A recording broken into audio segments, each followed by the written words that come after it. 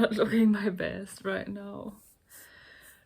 I think I was still a little bit ill because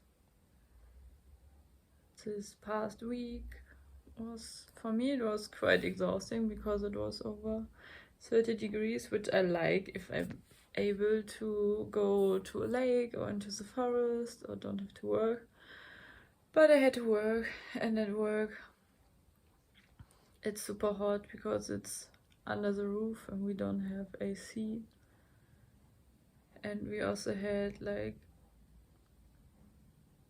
some stuff in the evenings, like a guided tour through the exhibition or an artist talk, or then the opening of the historical department. So I was also there quite late, and then I'm sometimes a little bit like, oh, I don't want to go to bed, and then I don't sleep enough. So yeah, my personal failure, I think I could have just gone to bed earlier, and then I probably wouldn't feel like this today.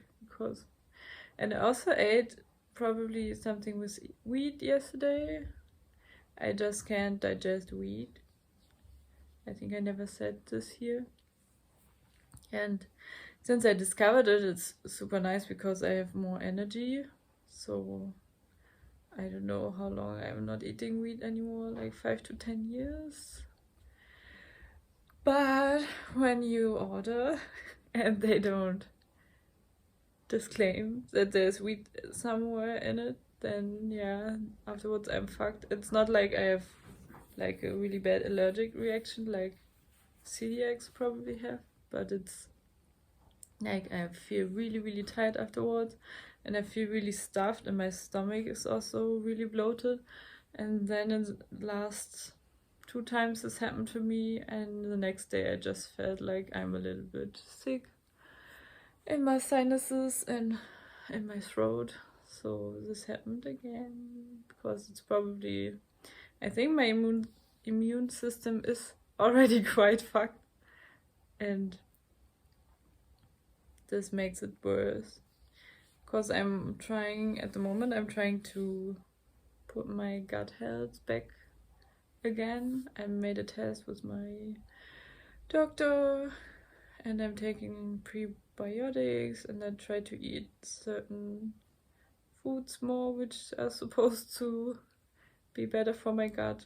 But I don't know, like when I was on holidays in Paris, I ate a lot of sugar because I had a lot of gluten-free and vegan pastries. So I didn't want to restrict myself because I was on holidays and I really like chocolatey stuff. And I think this also made my gut worse again, which sucks. And I discovered like a chocolate brand. It's something with 108, and they make vegan chocolate in Switzerland. And then the other day I saw that one of the organic stores supermarket around me has a do, and then I bought one again, and I just ate like a lot of it yesterday. Probably also didn't have for my gut, but it's so delicious. I can't have it. Yeah, so that's the state of my being today. And today I'm meeting a friend of mine at 12:15 at Gropius Bau because we want to see the Yoko Ono exhibition. And this is like, at the moment there are 2 exhibitions with Yoko Ono in Berlin. One is in the Neuen Nationalgalerie, which I saw on Tuesday. I also filmed a bit, but I didn't talk. The other one, the main one, because the one at Neuen Nationalgalerie is really tiny, is at Gropius Bau. But on Tuesday, Gropius Bau was closed, so I just went to Neuen Nationalgalerie. And they are only open till the end of August, so yeah, I was debating if I should just cancel today or ask them if we could go to just around the lake and have a chill day, because I love going to exhibitions, but it's always a little bit exhausting. And on Saturdays or on the weekends, there are supposed to be a lot of people. Yeah, so we will see how it will be. But because it's only open till the end of August, and it's August now, it would be better to go now. Yeah. So hopefully it won't be so exhausting. And one problem I also have at the moment is that I don't have so much appetite. So at the moment I'm eating always like, what's the name? Oats and cornflakes with soy milk and a little bit of berries if I have berries. Today I had blueberries. Oh, I love blueberries. And this is also supposed to be good for your gut health, like oats. But sometimes they just don't fulfill me, and then I still eat a little bit of bread, but I don't feel like eating bread, and yeah, then I'm not sure if I'm full afterwards, and then I get hungry very soon again, and I don't know. Sometimes it feels like it's just hard being alive and feeding myself. Yeah. So yeah, I still need to choose an outfit because the whole week it was like over 30 degrees. 1 week it was supposed to be like 35 degrees Celsius. And now it's only, I think at the moment it's only 22 degrees. So I'm a little bit confused what I should wear because in the afternoon it should be 25 degrees Celsius. Then it could be hot again, but at the moment the sun is not shining because there are a lot of clouds. So I don't know what to wear.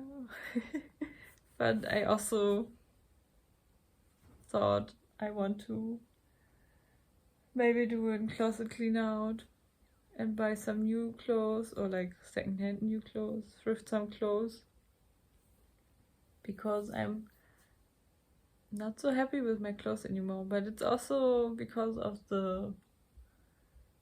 our clothing situation. It's like, it's a nice big wardrobe and me and my boyfriend's stuff fits in there, but in the middle part, because it has sliding doors, you can't reach so good. Yeah, and then I never know what I have. I don't know. This could be better. I never had like sliding doors before, and I'm not the hugest fan because of the middle part, but it's easier for the place we're in because the room is not the biggest. Yeah. Okay. So maybe I show you my outfit afterward when I decided what I'm wearing. Okay, it's a little bit dark today because it's so cloudy. But this is my base layer. I haven't decided on shoes yet. And this is probably the safety version because it's still cold. Yeah. We will see how it will be.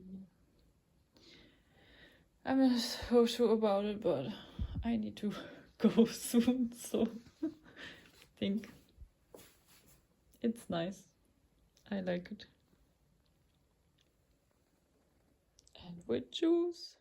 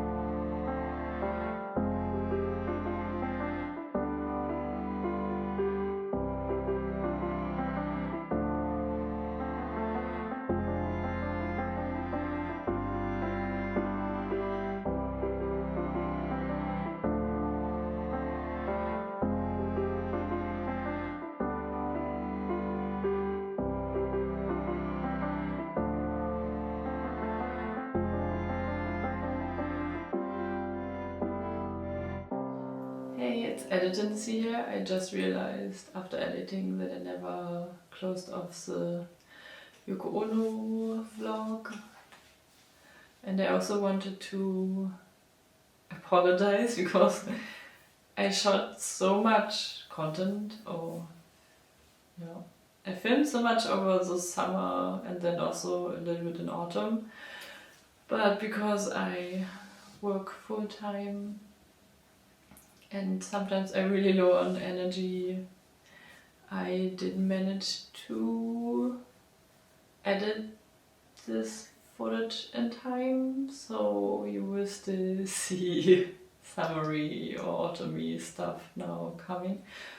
But I don't want to discard all my footage because actually it's quite nice, especially the art footage, to have a look at it again. And sometimes I rediscover artists which are then more on my radar again, which is cool, or I see things from a different perspective. So hopefully it's not too confusing, and I hope I will get this better in 2026. Actually, it's already, when I'm filming this, it's January 2026. And maybe my voice is a little bit weird because yesterday Eric celebrated his birthday and we sang Singstar a lot. And now my voice is gone a bit and maybe my eyes look swollen, I don't know, but I thought this is my unfiltered, realistic me, how I look at the moment, so I don't want to wait till I may look better or not. So about the Yoko Ono exhibitions, I don't want to say so much because she's quite famous and already an established artist. I just thought I was really glad to be able to go to both exhibitions and also to experience the second one with Mika. They are a really dear friend of mine and they are also pursuing art at the moment, so it's also interesting to have their opinion on stuff and to be able to share this experience and maybe to be inspired together by an art exhibition.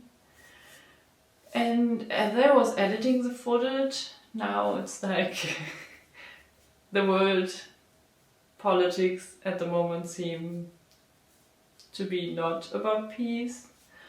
And a lot of artworks by Yoko Ono are political and aimed at creating peace in the world, or at least some kind of peacefulness, or thinking about the current state of things and maybe changing them and changing the individual, so maybe the individual person will change the world politics, like in the long run.